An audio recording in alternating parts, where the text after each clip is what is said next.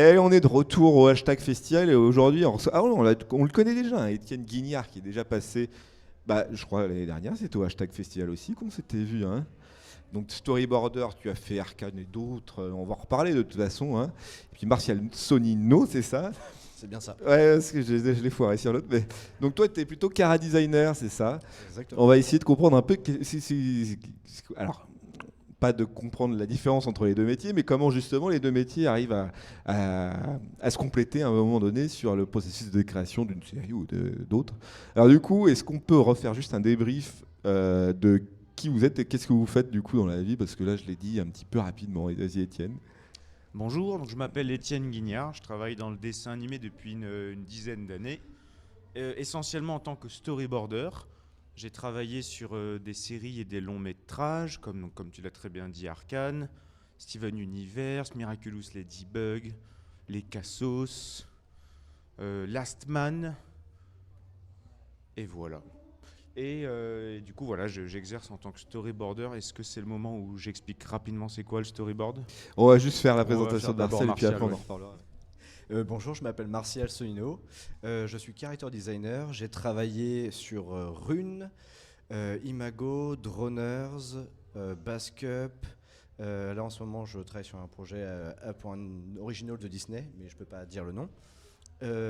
Pas mal de séries à l'instar de Étienne. Moi, c'est plus des commandes France Télé, plus standard dans l'animation, la jeune animation et ou l'animation japonaise. Voilà. D'accord, ok. Bah, du coup, il y a deux métiers ici dans la création de dessins animés, on va dire dessins animés pour faire plus général, dans des métiers de création dans ce domaine-là, mais qui font pas totalement la même chose. Est-ce que on peut déjà expliquer ce que c'est que storyboarder et ce que c'est que cara designer et quand est-ce que ça arrive en fait dans le processus de création d'un dessin animé? Je propose qu'on commence par le caractère designer. Oui. Alors, pour le chara design, en fait, faut voir ça comme un mode d'emploi. C'est-à-dire, en fait, il y a souvent un concept artiste qui sera plus ou moins connu, mais en tout cas qui a une DA qui plaît aux chaînes, qui plaît à un studio, qui a vraiment une écriture personnelle. Derrière va intervenir des character designers, donc qui sont pas nécessairement dans le style ou l'écriture de la personne en question à reprendre, mais on va faire une sorte de mode d'emploi Ikea, comme dirait Étienne, où en fait on va expliquer à des centaines d'animateurs derrière de comment animer le personnage, sous quel angle. Donc on va faire des fiches techniques, donc on va avoir des turnaround, donc on va tourner comme le nom l'indique autour du personnage. Après, il va y avoir des planches d'expression, des planches d'acting qui préparent aux animateurs à créer exactement le mouvement idéal pour le personnage, comment être modèle et tout ça.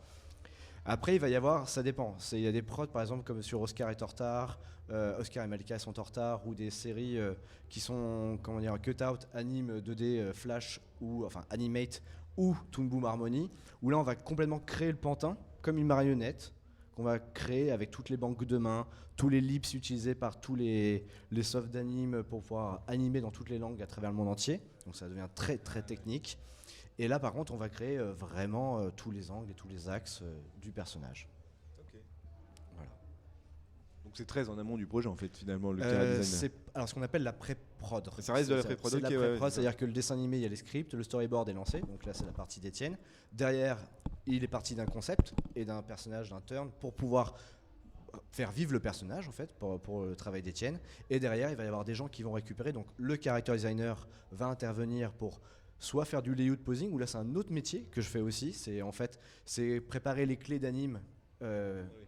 Pour derrière les animateurs leur faciliter la tâche, comment le mettre modèle au personnage et qui est mieux à l'aise pour ça qu'un character designer. Ouais. C'est justement Mais qui est, une double casquette. qui est plus technique alors du coup et moins créatif celui-là. Ça dépend parce qu'en fait du coup le storyboard des fois va se lâcher et nous on doit en plus mettre l'émotion du storyboard et tout en étant dans le modèle, donc c'est double peine, mais à la fin ça peut que rendre hommage au travail de la série, à l'écriture. Voilà. Et c'est quoi ta relation avec le showrunner? Le showrunner qui mène un peu la série et qui maintient la série sur ses pattes. Parce que là, j'ai l'impression que tu caractérises un personnage qui est censé déjà être caractérisé par le showrunner ou en tout cas qui a déjà des idées dans sa tête. Comment ça marche cette relation entre le cara designer et le showrunner? Alors, elle est très simple en réalité. C'est qu'en fait, quand on est character designer, on a beaucoup de casquettes pour moi. Soit on est le character design concept artiste, ce que beaucoup de gens mélangent beaucoup avec character design technique pour moi. Donc il y a vraiment deux parties. Donc moi, en étant concept artiste, je parle beaucoup avec le showrunner. Parce qu'il me dit, non, c'est un personnage qui doit être comme ci, comme ça, c'est à ça l'écriture, c'est ça qu'on veut à l'image, c'est ça qu'on a proposé aux chaînes. Donc là, tu es vachement en amont avec eux. Par contre, quand tu es technicien, pas du tout. C'est ça, ouais. Tu fais la technique, si jamais ça va pas, c'est souvent le concept artiste qui à la base n'est pas forcément content, ou même ton réal qui va dire bah non, t'es pas dedans, ou ça marche pas et tout. À la technicité, soit tu sais faire, soit tu sais pas faire. Mais c'est un apport mutuel à chaque fois quand vous êtes sur le design pur et dur du personnage. Je l'imagine comme ça, et le showrunner dit moi je l'imagine plutôt comme ça, et ça reste un échange de cette manière-là pour former un seul et unique personnage, ou alors vraiment le showrunner va définir ce qu'il veut et ça ne peut pas changer, quoi. Oui, c'est plus ça. Ah oui, Enfin, c'est moi, plus j'ai beaucoup plus connu ça. En fait, quand on arrive à la technique de character design, je parle bien à la technique. Le contact avec le showrunner n'est pas. C'est vraiment. Il n'a aucun intérêt à intervenir lors d'un turn. Sur un turn, c'est un élément technique. Personne va venir intervenir sur un modèle de mode d'emploi. Parce qu'en fait, quand on fait un mode d'emploi, c'est qu'on sait faire un mode d'emploi. Sinon, on le fait pas. Par contre, au concept, là, oui. C'est le moment jamais où les idées sont lancées, où on crée la chose. Donc là, par contre, oui, il faut intervenir. Ouais. Voilà. Et donc du coup, survient quand une fois que le design d'un personnage est créé, il y a donc du coup le storyboard. Est-ce que le storyboard s'adapte en fonction du caractère qui a été défini pour le personnage? Alors dans un monde idéal, oui, il faut que quand tu regardes les dessins du storyboard, ça ressemble au maximum à ce qu'on va voir à la télé. Sauf que dans les faits, c'est pas toujours exactement ce qui se passe, parce que en storyboard, il faut faire beaucoup de dessins, des centaines de dessins par semaine. Et des fois, quand t'es pas dans un style de dessin naturel, t'as pas le temps. En fait, ça prend du temps de dessiner à la manière d'eux. Donc, on fait ce qu'on peut pour s'adapter. Et donc, le plus important là-dedans, c'est qu'en fait, il faut que... En fait, si ton dessin ressemble pas exactement à la manière d'eux, c'est pas grave. Ce qu'il faut, par contre, c'est qu'au moins les proportions soient bonnes. Ouais. C'est-à-dire, si, je sais pas, si je travaille sur les Schtroumpfs, dans mon storyboard, c'est pas très grave si mon dessin de Schtroumpf il est pas parfaitement modèle. Par contre, si mon Schtroumpf il fait 1m80 au lieu de 50 cm, et ben quand les gens qui passent derrière moi, donc soit en 3D, soit en 2D, vont remettre ça au modèle, et ben en fait, ça va péter la mise en scène. Et donc en fait, c'est pour ça qu'il faut être très rigoureux sur les proportions et sur ce qu'on appelle les relation size dans le milieu, donc c'est-à-dire les rapports de taille entre les persos et le décor aussi. Mais sinon, voilà, au-delà de ça, non, c'est pas très très grave. Surtout que le storyboard, ça peut être des fois des trucs très croquis. Donc tu peux avoir vraiment juste le contour du Schtroumpf avec des smileys à la place de l'expression. Oui, je comprends. Donc, mais oui, mais en fait, c'est ça, c'est aussi la caractérisation du personnage va forcément, à un moment donné, alors c'est peut-être plus le travail du réalisateur, mais les valeurs de plan, les valeurs de taille, qui vont faire la scène que tu as à toi d'écrire dans le storyboard. Donc forcément, il va y avoir un impact. Mais est-ce que du coup, tu échanges directement avec le chara designer ou ça passe toujours avec le showrunner? Non, tu pars du principe que le travail est déjà fait, quoi? Assez peu parce que, alors encore plus depuis le Covid avec le télétravail, mais déjà les gens ne sont pas toujours physiquement dans la même pièce et généralement en fait même si on est tous ensemble, on est chacun à fond dans sa tâche. La personne qui bosse sur les décors, il est à fond sur les décors, la personne sur les persos, il est à fond sur les persos, storyboard à fond sur le storyboard, et justement c'est en ce sens où le réalisateur ou le showrunner ou parfois le producteur, il y a un côté chef d'orchestre, c'est que lui, il doit s'arranger pour qu'on ait l'impression que tout le monde... En fait, le réalisateur, faut qu'il donne l'impression que ce soit qu'une seule personne qui ait tout dessiné, alors qu'en fait, il y en a une centaine qui communiquent pas toujours entre eux. Ou ensuite, il peut y avoir des trucs cons, c'est que le character designer, il peut être en train de travailler sur l'épisode 42, et toi, tu es en train de dessiner l'épisode 15, donc en fait, lui, il est plus sur ces persos-là, des trucs comme ça. Et c'est pour ça que, comme l'a dit Martial, en fait, la notion de mode d'emploi, elle est hyper importante. Parce qu'en fait, il faut pouvoir te dire que le character designer, quand il te donne ses fiches techniques, donc comme il l'a dit Martial, le turn du personnage, plein de choses comme ça, il faut te dire que normalement le storyboarder ou même les animateurs qui viendront beaucoup plus loin dans la chaîne, il faut qu'ils puissent comprendre toutes les spécificités du personnage sans communiquer avec l'auteur.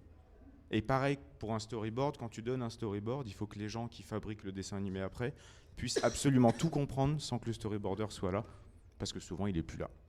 Bah oui, non mais oui, je comprends. C'est-à-dire que en fait, nos dessins font office de référence. C'est quoi l'expression? De foi? Oui, c'est ça, fait foi en fait, fait foi. Bon, vous trouverez sur Wikipédia. Aujourd'hui, est-ce que j'ai l'impression que l'animation française et tout le travail qui est fait autour de l'animation française, que ce soit justement le chara-design, la 3D, etc., tous ces métiers-là en France ont une valeur un peu de référence, j'ai l'impression, dans le monde. Est-ce que c'est le cas du coup pour le chara-design? Est-ce que c'est le cas pour le storyboard? Est-ce que on est, j'ai l'impression aujourd'hui, mais pas forcément avec que Illumination qui font les mignons et tous les trucs comme ça, ou même le dernier Mario. Est-ce que c'est aujourd'hui est-ce que c'est le cas pour le chara designer ou le storyboard? Est-ce qu'il y a une bonne référence pour les Français là-dessus, quoi? En gros, la question, c'est est-ce que les Français sont forts? Ouais, de ouf. Oui, carrément, ouais. Non, mais par rapport à de l'animation classique, c'est ça que je veux dire. Quand Disney va te choper des animateurs 3D français, est-ce qu'il se passe la même chose aujourd'hui avec un chara designer ou un storyboarder qui D'autant fait la plus. différence? Encore plus. Non, mais que, je sais pas si ça encense le métier ou si c'est vrai du coup. Ah non, c'est vraiment. Enfin, Ah oui, c'est ça. pour le coup, moi je trouve ça vraiment vrai. En fait, tu vois qu'il y a de plus en plus de carrières et de compréhension aux États-Unis ou même au Japon. Alors, pas toujours avec les meilleures conditions de la Terre, selon moi. En France, c'est qu'on produit beaucoup de dessins animés, mais soit pour des Netflix, soit pour des Crunchyroll, et c'est tout ce qui est cool, ou même sur des ADN. Mais ça, c'est des énormes projets où tout le monde veut être. Donc, par exemple, au Cara, il y a énormément comment dire, c'est comme l'offre et la demande. Il y a énormément de character designers, mais au final, il y a très peu de postes à pourvoir. Et donc en fait, les postes à pourvoir, c'est comme aller en NBA, tout le monde veut en NBA, mais personne ne veut jouer forcément dans une petite équipe, sans vouloir être. C'est juste qu'au Cara, il y a, comme je vous l'ai dit tout à l'heure, c'est qu'il y a vraiment la technique et il y a vraiment le concept art. Et en fait, c'est quelque chose qui se mélange de beaucoup à l'heure actuelle. Et en fait, c'est chiant de voir quelqu'un excessivement talentueux en concept, mais pas vouloir ou peu vouloir ou avoir forcément pas d'intérêt à faire de la technicité qui peut être assez chiant, faut le reconnaître des fois. Oui, non, mais oui, je comprends. Voilà. Et pour répondre à ta question sur la France, en fait, c'était le cas il y a 10-15 ans et c'est toujours le cas aujourd'hui. C'est qu'en fait, en France, on a globalement des excellentes formations.